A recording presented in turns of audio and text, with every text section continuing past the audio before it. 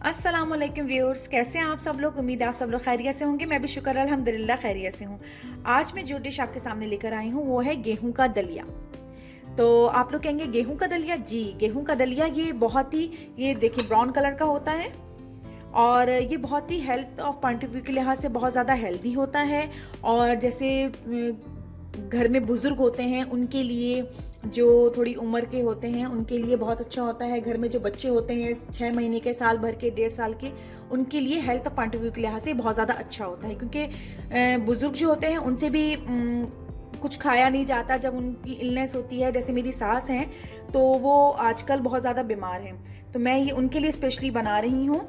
और ये हेल्थ और पॉइंट ऑफ व्यू के लिहाज से बहुत ज़्यादा हेल्दी होता है। जब आपसे रोटी नहीं खाई जाती तो आप ये बनाएं, और इसको बनाएं इस तरीके से कि बच्चे और बुजुर्ग दोनों बहुत ज़्यादा पसंद करें। मैं बड़ों के लिए बना रही हूँ तो इसके अंदर थोड़ी स्पाइसेस इस्तेमाल कर रही हूँ। आप बच्चों के लिए बनाएं, 6 महीने के, साल भर के बच्चों के लिए, तो आप इसके अंदर स्पाइसेस ना डालें। स्पाइसेस की मैं आपको रेसिपी के दरमियान में बताती रहूँगी कि वो आप किस तरीके से बनाएं। तो 6 महीने के, साल भर के, 2 साल के बच्चों के लिए ये भी बहुत ज़्यादा अच्छा होता है। और ये बिल्कुल इस तरीके से मैं बनाऊंगी कि आप एंड तक इसकी रेसिपी ज़रूर देखिएगा और स्टेप बाय स्टेप इसको फॉलो कीजिएगा कि वो बिल्कुल आपको हलीम का जायका लगेगा। आपको लगेगा नहीं कि आपने दलिया बना के खिलाया है। तो चलें हम अब इसकी तैयारी की तरफ चलते हैं। सबसे पहले हम दुरूद शरीफ पढ़ लेते हैं ताकि अल्लाह ताला हमारे खानों में बरकत अता फरमाए। बिस्मिल्लाहिर्रहमानिर्रहीम। अल्लाहुम्मा सल्ली अला सय्यदिना मुहम्मदिन व अला आलि सय्यदिना मुहम्मदिन व बारिक वसल्लिम। तो चलें अब हम इसकी तैयारी की तरफ चलते हैं। जी, यहाँ पे सबसे पहले मैंने 1 प्याली गेहूं का दलिया ले लिया है और मैंने एक पतीली में इसको डाल के इसको मैं भून लूंगी। जैसे हम सूजी भूनते हैं हम इसको भून लेंगे।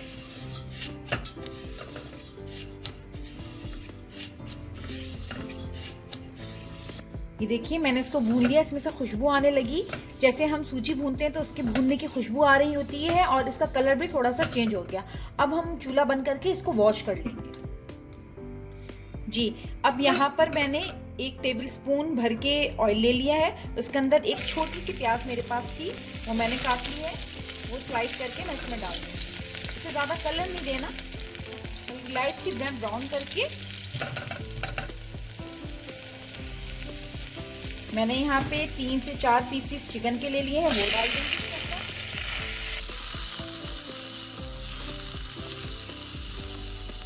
और 1 चाय का चमचा अदरक लहसुन का पेस्ट है वो शामिल कर दें।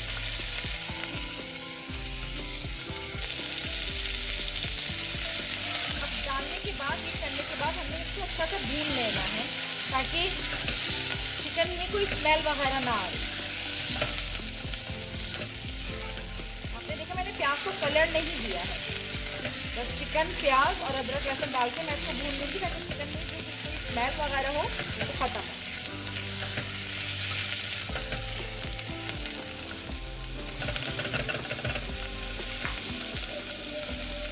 अब मैं इसके अंदर 1 प्याला भर के पानी डाल दूंगी।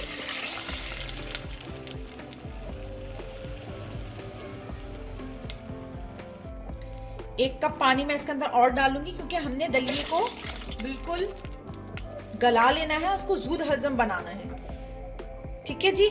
अच्छा, मसाले में जो चीजें मैं डालूंगी वो हैं, मेरे पास आधा चाय का चमचा कुटी लाल मिर्चें, आधा चाय का चमचा पिसी लाल मिर्चें, हस्बे ज़रूरत नमक तकरीबन 1 चाय का चमचा मैंने लिया है, और 1 चाय का चमचा हल्दी पाउडर है मेरे पास, वो मैं इसमें शामिल कर दूंगी।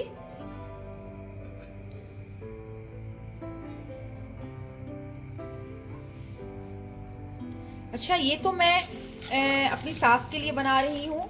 अगर आप बच्चों के लिए बनाएं तो आप इसके अंदर से जो स्पाइसेस हैं वो कम कर दें और सिर्फ ब्लैक पेपर और व्हाइट पेपर का इस्तेमाल कर सकते हैं आप। ठीक है जी। अब इसी स्टेज पे हमने शामिल कर देना है दलिया जो हमने भून लिया था और इसको हमने वॉश कर लिया था फिर, ताकि इसमें से जो मिट्टी वगैरह हो वो साफ हो जाए। अब हमने दलिया डालने के बाद इसको हल्की आंच पर, एक उबाल आ जाए इसके बाद मैं इसको ढक दूंगी और इसको हल्की आंच पे हमने पकने देना है ताकि ये अच्छे तरीके से गल जाए।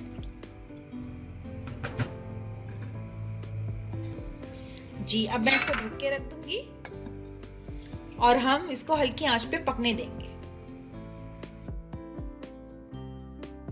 जी, अब हम देखते हैं कि हमारे दलिया का पानी खुश्क हो गया है। ये देखिए दलिये का पानी जो है वो बिल्कुल खुश्क हो गया है और हमारा जो दाना है वो फूल गया है, क्योंकि मैंने इसको 1 से 1.5 घंटे तक पकने दिया था हल्की आंच पर। जिसकी वजह से इसका दाना बड़ा बड़ा हो गया और इसके अंदर ज़बरदस्त सा लेस पैदा हो गया। अच्छा, इसके अंदर जो मैंने चिकन डाली थी, अब मैं इसका गूदे को अलग करूंगी और हड्डियां अलग कर दूंगी और दलिये के साथ इसको ब्लेंड कर दूंगी।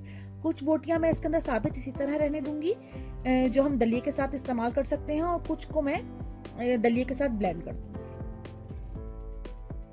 तो ये लीजिए, मैंने दलिया ब्लेंड कर दिया है। मैंने इसको डिश में निकाल लिया है। ये देखिए कितनी जबरदस्त सी स्मूथ सी इसकी शक्ल आई है जी। ये देखें, अब आप इसको, मैं आपको दिखाती हूँ कितना थिक है।